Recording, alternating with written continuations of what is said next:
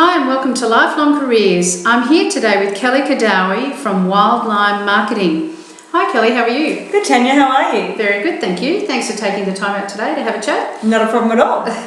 So, marketing, if you could just walk us through, well, first of all, if you could start off by explaining to our listeners what marketing entails. Yeah. I'm sure there's a lot of interesting information you can provide there, and then we'll walk through your career and how you got to where you are today.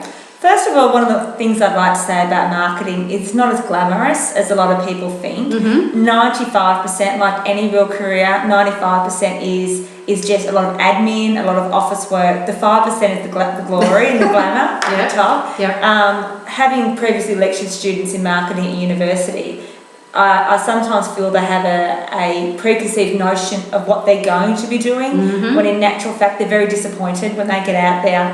Having said that, it's an amazing profession. Right. It is, if you're creative, if you're engaging, if you can communicate, it's for you. Yeah. It is a really good profession in that regard. And so what are some of the things that a marketer does?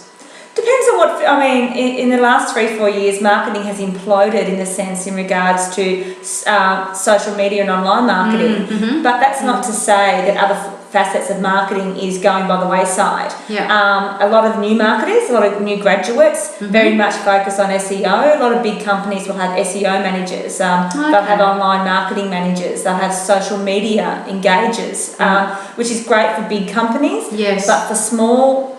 for someone who might come and work in a regional setting and then become a marketing officer for the local council, they'll be required to do everything, not just mainstream, not just traditional marketing, but all facets of it. So it's TV still has a place, advertising still has a place, but marketing is beyond advertising. It's PR, it's communication, it's events, it's sponsorship, it's digital media. There's so many different facets of marketing. And you really need to be across board on all of that if you want to be a true marketer, in my opinion. Okay.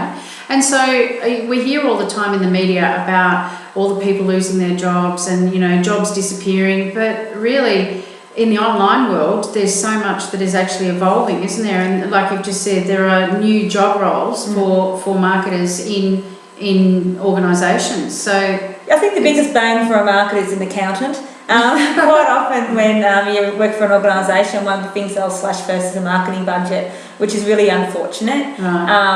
Having said that, there's a reason why that company engaged either a consultant or a person internally to do their marketing, and it's because they need it. You need marketing is a profession. You study for it, you work towards it, and you constantly upskill yourself. So every organisation should have a place for marketing in it, whether they do it themselves internally or they employ someone. To just assume you can do it yourself is just the same facet as assuming you don't need an accountant or you don't need a bookkeeper. It's expertise. It's expertise.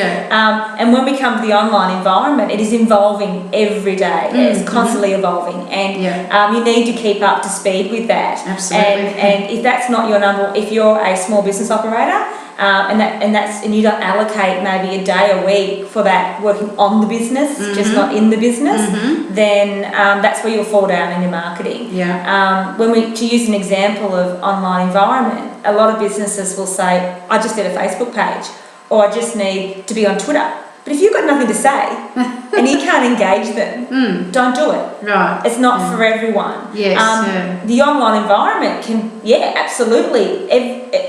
Every business has a place within it, but if you're not going to work on it and you're not going to engage with it, it's just a wasted tool. Just like anything, if you decide you want to use radio as a medium, but you never change your radio ad, it's just the audience is getting used to the message. So it's just like anything, you have to be constantly working on it to make sure you're fresh. And it doesn't require a huge amount of time, really, does it? To post something up on your Facebook page or connect with people on LinkedIn or put something out on Twitter, it really doesn't take that long, does it? When people say I don't have the time to do it, they shouldn't do it. No, that's right. You should make time. Because I say to a lot of my clients, I want you to allocate, it might be the first 15 minutes of a Monday morning to update your social media status, or allocate it to someone within the business, and that might not be their role. They may be a front of salesperson, but they really love using social media. Find that person within your organisation to be the voice of your business.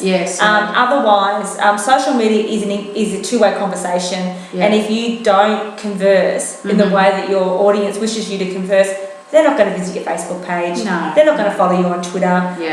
If you're on LinkedIn and you get all these invitations and you don't accept them, or you don't, then why bother being on it? That's right. So it's one of those things. I don't mean to say it's not.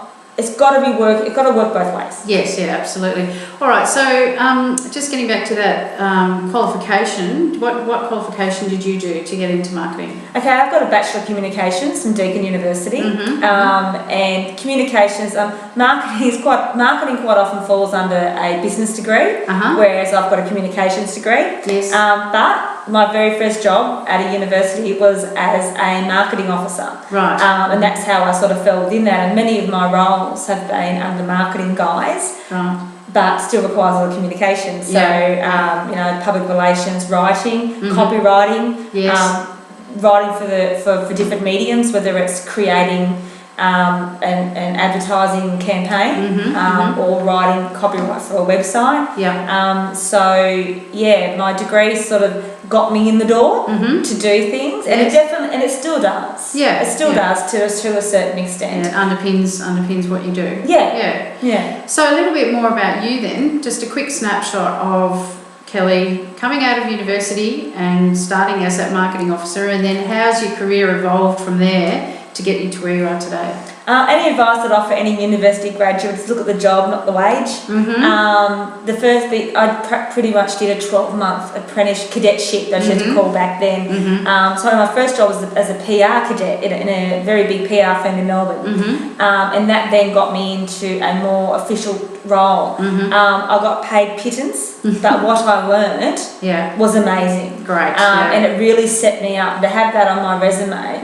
I think too many people come out a little bit with stars in their eyes, and they have that self-belief of what they're worth. Not everyone's going to have that you've got to have a self-belief in yourself, but in terms of what you think you're worth is subject to conjecture. You have to then. So the best advice I ever got was from one of my university lecturers, who said, if you are worth what you think you're worth, you will get it in the end. But you have to work your way there. So I did the hard yards, but which meant that I stayed on track for my career, whereas a lot of my university friends sort of fell by the way. But I knew very clearly that is what I wanted to do. That's great. I got one marketing role after another. Led me to when we went overseas for quite a while, and then when we came back, worked a role where I actually worked my way up to marketing manager at an organisation in Melbourne, which allowed me to learn how to be a manager and have staff under me, which was very good for when I was in my mid-20s to be able to do that.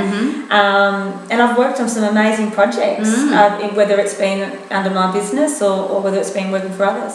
So great variety. And so Wild Lime Marketing, love the name. At what point did you know that you wanted to do your own thing? I think I knew that I worked in a profession that I could do from home or work for myself. I'm a mother, and I think it was child number 3 that made me determine that I could go back out and work for a job. I was on maternity leave and I had a job I loved.